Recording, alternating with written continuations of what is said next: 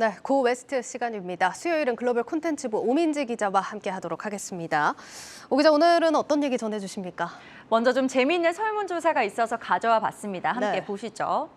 이 직장인을 대상으로 직장인이 희망하는 사내복지에 대한 설문이었는데요. 1위는 주 4일제, 또 2위는 재택근무였습니다. 저도 물론 다 공감이 되는 부분입니다. 근데 뭐 재택근무 같은 경우는 사실 코로나 시기에 많은 기업들이 또 시행을 했었잖아요. 예, 그렇습니다. 이 코로나로 재택근무가 늘어났는데요. 이제는 그 분위기가 조금 바뀌고 있죠. 이 재택근무 방식을 그만하고 회사로 나와서 일하도록 하는 기업들도 많고요. 네. 반대로 재택근무와 회사 출근 방식을 병행하는 회사도 늘고 있습니다. 현대카드는 상시 재택근무제를 도입한다고 하기도 했고 네이버도 선택에 따라서 직원들이 재택근무를 할 수 있게 한다고 했죠. 이 코로나로 거리두기에 힘을 쏟던 시기가 지나면서 재택근무 양상이 바뀌고 있습니다. 이 재택근무를 비롯해서 비대면 트렌드로 수혜를 보던 기업들의 주가도 각기 다른 양상을 보이고 있다고 합니다.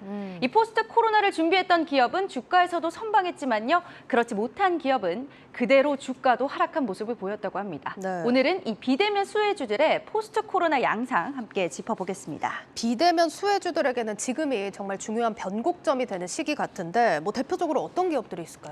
예, 앞서서 제가 말씀드렸던 이 재택근무의 수혜를 본 기업이라고 하면 줌비디오가 가장 대표적일 겁니다. 이 비대면으로 회의를 진행하기 위해서 줌비디오 플랫폼을 많이들 활용을 하셨는데요. 예. 줌비디오는 언택트 수혜가 컸던 만큼 세계적으로 코로나 거리두기가 완화되면서 성장 둔화 우려감도 굉장히 컸던 기업입니다. 네. 2020년 최고점을 찍었던 줌비디오의 주가는요, 지금까지 꾸준히 하락해 왔습니다.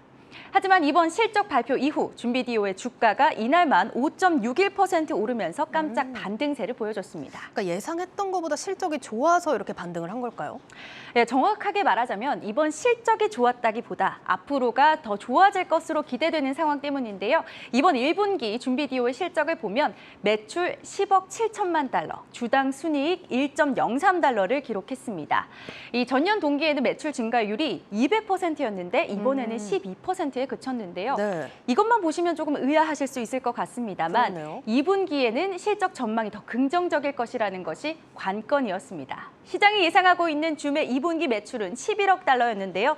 당사에서 제시한, 자신 있게 제시한 전망치는요. 줌에서는 11억 1,500만에서 2천만 달러까지도 나올 수 있겠다. 이렇게 전망치를 내놓은 겁니다. 줌비디오가 자신감이 엄청난데 2분기에 그럼 이렇게 성장을 할 거다 자신하는 이유가 있습니까?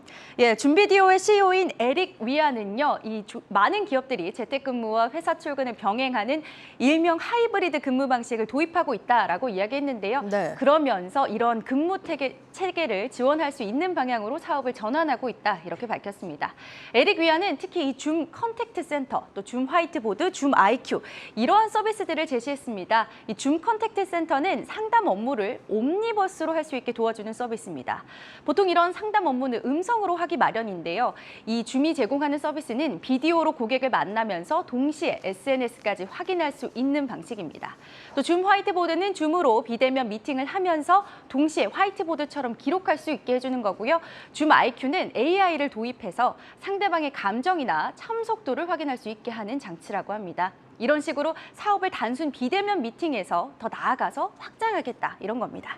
월가는 어떻게 보고 있습니까? 요즘 월가에서 좋은 평가를 짜게 주던데요. 네, 맞습니다.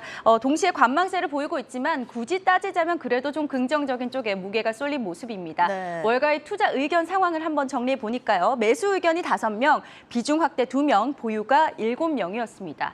이 중립적인 의견을 보이는 전문가가 7명이었지만 그래도 긍정적인 의견을 보여주는 쪽도 적지 않았다는 점 확인하실 수 있겠습니다. 다음으로 목표 주가를 한번 보시면요. 가장 높은 목표 주가 295달러가 제시가 됐고요. 네. 가장 낮은 목표 주가 90달러였습니다. 평균은 136달러 수준으로 현재 주가에서 약 45% 정도 상승 여력이 있다고 본 겁니다.